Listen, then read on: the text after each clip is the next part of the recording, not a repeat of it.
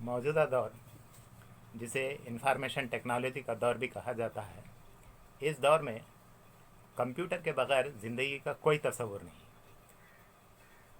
सुबह से लेकर शाम तक ज़िंदगी के हर शोबे में कंप्यूटर का इस्तेमाल ज़रूरी हो गया है। इसलिए कंप्यूटर के बारे में मालूमात हासिल करना हर एक के लिए ज़रूरी है। कम से कम जो फंडामेंटल्स ऑफ कंप्यूटर है उसके बारे में भी मालूम करना ज़रूरी हो जाता है। तालीमी शोबे में भी कई कंप्यूटर के कोर्सेज चलाए जाते हैं, जिनमें एक एमए इकनॉमिक्स का 4th पेपर भी है, जिसके अंदर कंप्यूटर्स निसाब के तौर पर रखा गया है। लिहाजा ये फंडामेंटल ऑफ कंप्यूटर्स, जिसके अंदर मामूली सा हार्डवेयर और सॉफ्टवेयर की मालूमात मुहैया की गई हैं, आपके सामने मैं रखूँगा, ताकि न सिर्फ एमए इकनॉमिक्स के 4th पेपर के स्टूडेंट्स वालों को इसका फ़ायदा हो, बल्कि कंप्यूटर कोर्स के जो इब्तदाई कोर्सेज फंडामेंटल कोर्स कर रहे हैं उनके लिए भी फ़ायदा होगा, आम लोगों के लिए भी फ़ायदा होगा।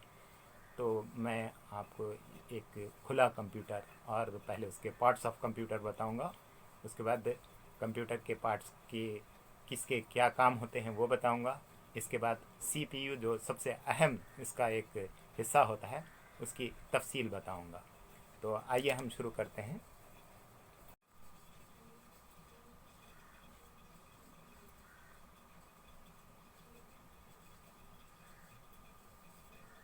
इस टेबल पर कंप्यूटर का एक पूरा मुकम्मल सेट रखा हुआ है। मैं बारी बारी से इसके पार्ट्स के बारे में, उसकी अहमियत और उसके बारे में आपको बताऊंगा। तो सबसे पहले हम आते हैं कंप्यूटर के मॉनिटर की तरफ से। मॉनिटर, जिसके ऊपर हम कंप्यूटर में जो भी काम करते हैं उसका नतीजा देखते हैं, फ़ोटो देखते हैं, या उसका मैटर या जो भी वीडियो वगैरह है सब देखते हैं। ये एक्चुअली इसको वीडीओ भी कहा जाता है, विजुअल डिस्प्ले यूनिट, यानी विजुअली यानी नज़र आने वाला, डिस्प्ले करने वाला यूनिट है। जो भी हम काम किए उसका डिस्प्ले इस पर बताता है, इसलिए उसको विजुअल डिस्प्ले यूनिट भी कहा जाता है। हम जो अगर कुछ टाइप भी करें तो इस पर नज़र आता है ये मॉनिटर पे, और अगर कुछ इसके अंदर फ़ोटो अगर इसके अंदर कंप्यूटर के अंदर हम देखना चाहें तो यही वीडीयू, विजुअल डिस्प्ले यूनिट, हमको बताता है, डिस्प्ले करता है। डिस्प्ले यूनिट इसलिए कहा जाता है, इसके ऊपर फ़ोटो भी आती है, मैटर भी आता है, सब कुछ नजर आता है, इसलिए इसको मॉनिटर या वीडियो विजुअल डिस्प्ले यूनिट कहते हैं।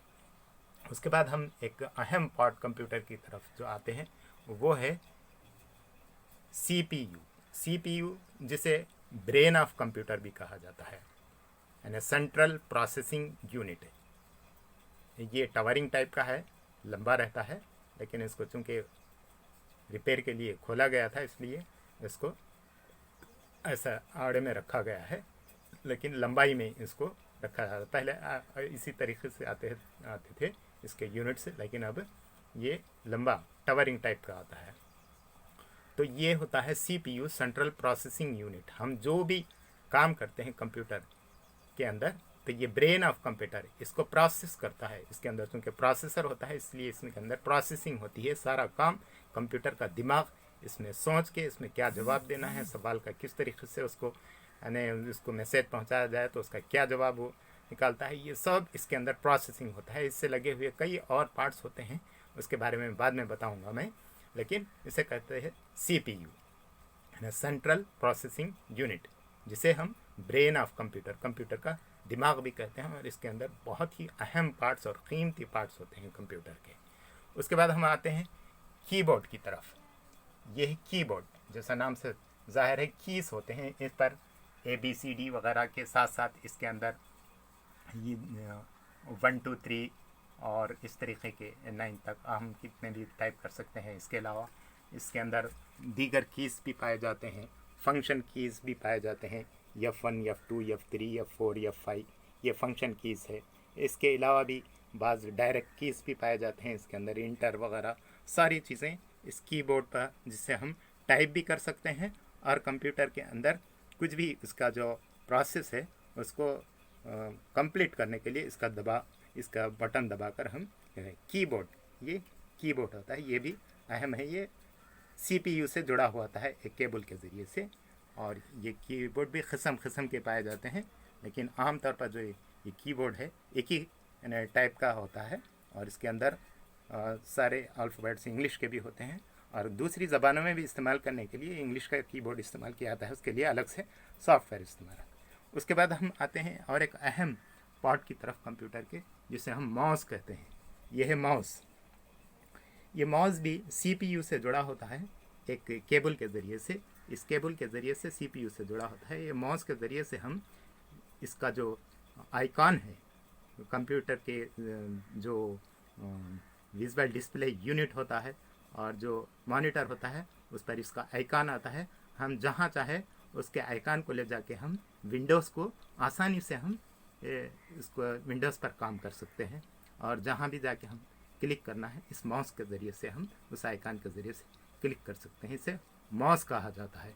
ये भी बहुत ही अहम हिस्सा होता है। इसके अलावा कंप्यूटर के जो पार्ट्स हैं उसके अंदर अलग से लगाए जाने वाले, आमतौर पर सिर्फ काम करना है तो इतने ही काफ़ी है, लेकिन उसको अगर हम स्कैन करना है किसी चीज़ को तो ये होता है स्कैनर। ये जो स्कैनर होता है ये इस तरीके का होता है स्कैनर। ये स्कैनर का काम ये होता है कि हम जिस तरीके से एक ज़ेरॉक्स मशीन के अंदर कोई पेपर डाल के ज़ेरॉक्स निकालते हैं, उस तरीके से हम किसी भी चीज़ का हम फ़ोटोकॉपी इसमें इस तरीके से खोलकर यहाँ पे इस आईने पर अगर रख दें और उसके बंद कर दें तो अंदर एक लेंस काम करता है, इसके ऊपर से गुजरता है और उस मैटर को या फ़ोटो को या जो भी दस्तावेज़ है उसको स्कैन करके वो कंप्यूटर के CPU को भेज के उसके अंदर महफूज कर देता है। ये स्कैनर है जो फ़ोटोकॉपियर की तरह काम करता है, कंप्यूटर से जुड़ा होता है। इसके अलावा एक और अहम पार्ट जो होता है कंप्यूटर में वो प्रिंटर होता है। हमने जो भी काम कंप्यूटर पे किया है, जो भी हमने टाइप किया है या जो भी चीज़ हम लोग कंप्यूटर के अंदर पहले से महफूज है उसकी अगर हम फ़ोटो निकालना चाहें, प्रिंट आउट निकालना चाहें तो इस प्रिंटर पे हम निकाल सकते हैं।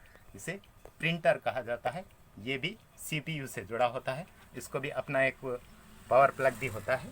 वो पावर प्लग के ज़रिए से इसके अंदर पहले करंट आ जाता है, उसके बाद दूसरा जो CPU से जुड़ा होता है उसके ज़रिए से मैसेज से इसके अंदर आके हम चाहे भी फ़ोटो निकालना चाहें बस या इसका प्रिंट आउट निकालना चाहें इसके ज़रिए से हम निकाल लेते हैं।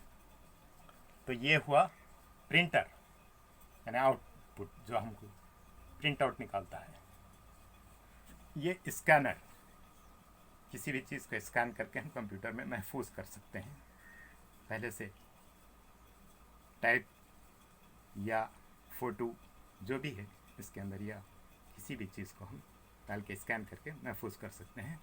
और ये होता है VDU विजुअल डिस्प्ले यूनिट या मॉनिटर, कीबोर्ड, और ये होता है माउस और ये है CPU।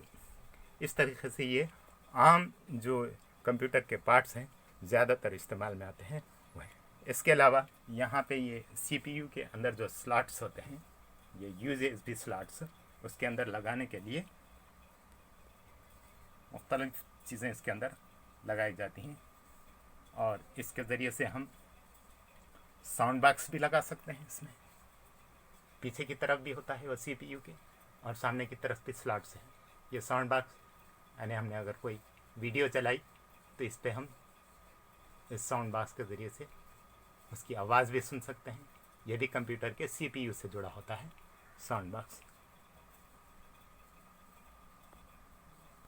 इसके अलावा भी हम ईयरफोन्स भी कंप्यूटर से जोड़ सकते हैं। ईयरफोन्स को भी कंप्यूटर से जोड़ा जा सकता है। ईयरफोन्स को इसकी एक पिन होती है, ये पिन के ज़रिए से हम चाहे तो इस तरफ या पीछे की तरफ भी एक स्लॉट पाया जाता है।